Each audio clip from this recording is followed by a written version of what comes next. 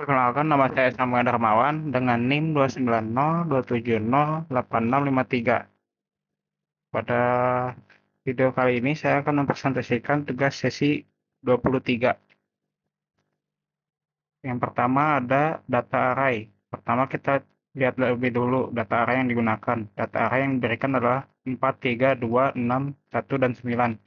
Karena indeksnya mulai dari 0, maka indeksnya adalah indeks 0 berisi angka 4, indeks 1 berisi angka 3, indeks 2 berisi angka 2, indeks 3 berisi angka 6, indeks 4 berisi angka 1, dan indeks 5 berisi angka 9.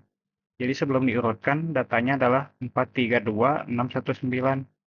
Target akhirnya adalah mendapatkan data 1, 2, 3, 4, 6, 9. Lanjut ke bubble sort.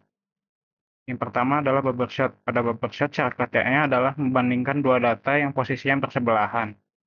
Jika data sebelah kiri lebih besar daripada data sebelah kanan, maka kedua data tersebut akan ditukar.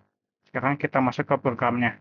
Tunjukkan kode bubble sort titik CPP di layar. Di bagian awal terdapat library IOStream dan using namespace std. Kemudian kita membuat function bernama bubble sort. Function ini menerima dua parameter, yaitu array dan jumlah data atau n. Di dalam function terdapat dua buah perulangan for. Perulangan pertama digunakan untuk mengatur beberapa kali proses sorting dilakukan, sedangkan perulangan kedua digunakan untuk membandingkan data yang bersebelahan. Bagian yang penting adalah if ARR dalam kurung J lebih besar dari ARR dalam kurung J plus 1. Artinya jika data saat ini lebih besar daripada data setelahnya, maka kedua data akan ditukar untuk melakukan pertukaran. Kita menggunakan variabel sementara atau temp. Setelah semua proses selesai, data akan menjadi 1, 2, 3, 4, 6, 9. Penjelasan sederhana prosesnya, contohnya pada data awal 4 dan 3, karena 4 lebih besar daripada 3, maka keduanya ditukar menjadi 3 dan 4. Kemudian proses dilanjutkan ke pasangan data berikutnya. Proses seperti ini dilakukan berulang sampai seluruh data berada dalam urutan yang benar. Jadi prinsip sederhana bubble sort adalah membandingkan data yang bersebelahan dan menukar jika urutannya salah. Lanjut ke selection sort. Berbeda dengan bubble sort, selection sort bekerja dengan cara mencari nilai paling kecil dari bagian array yang belum terurut. Setelah nilai terkecil ditemukan, nilai tersebut ditukar ke posisi yang seharusnya. Tunjukkan untuk kode seleksinya ini. Pada function selection sort, kita memiliki for. Kemudian terdapat variabel mini-index. Mini-index digunakan untuk menyimpan indeks dari nilai terkecil yang ditemukan. Pada awal setiap proses, min-index diatur sama dengan indeks 1. Kemudian proses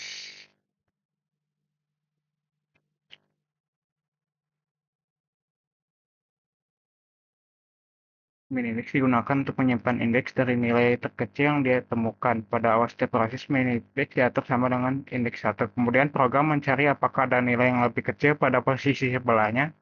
Jika ditemukan nilai yang lebih kecil, maka min-index akan berubah ke indeks tersebut. Setelah pencarian selesai, nilai terkecil akan keluar, ditukar dengan data pada posisi 1.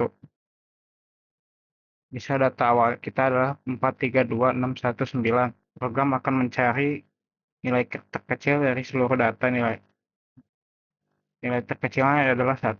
Kemudian angka 1 ditempatkan di posisi pertama. Setelah itu program mencari nilai terkecil dari bagian data yang tersisa. Proses ini terus dilakukan sampai semua data terurut. Hasil akhirnya adalah 1, 2, 3, 4, 6, 9. Jadi prinsip sederhana selection sort adalah mencari nilai terkecil, kemudian menempatkan di posisi yang sesuai. Lanjut ke instance sort. Instance sort bekerja dengan cara mengambil satu data, kemudian memasukkan ke posisi yang tepat pada bagian data yang sudah dianggap terurut. Pada function insert sort, perulangan dimulai dari indeks 1. Kali ini karena data pada indeks 0 dianggap sebagai data pertama yang sudah terurut, kemudian kita memiliki variabel k. K digunakan untuk menyimpan data yang sedang diproses. Setelah itu, proses membandingkan K dengan data-data sebelumnya. Jika data sebelumnya lebih besar daripada key, maka data tersebut digeser satu posisi ke kanan. Setelah ditemukan posisi yang tepat, key dimasukkan ke posisi tersebut. Penjelasan contoh. Contoh data awal 432.619. Angka 4 sudah terurut, kemudian angka 3 diambil dan membandingkan dengan 4. Karena 3 lebih kecil dari 4, maka 3 ditempatkan sebelum 4. Hasil sementara menjadi 342619. Kemudian angka 2 diproses dimasukkan ke posisi yang sesuai. Proses tersebut dilanjutkan sampai semua data selesai diproses akhir. Jadi hasil akhirnya adalah 123469.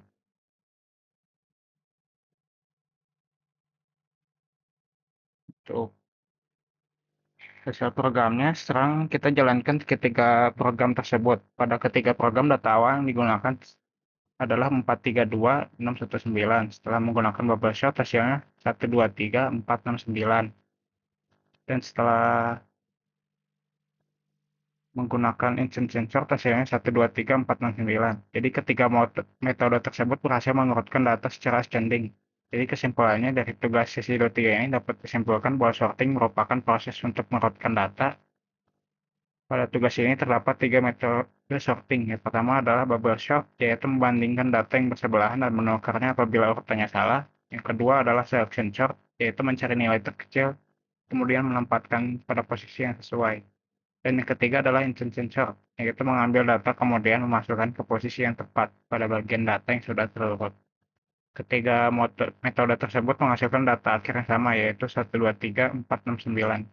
Dalam program ini juga digunakan function agar proses sorting dapat dipisahkan dari fungsi main dan program menjadi lebih terstruktur. Sekian penjelasan dari saya. Terima kasih.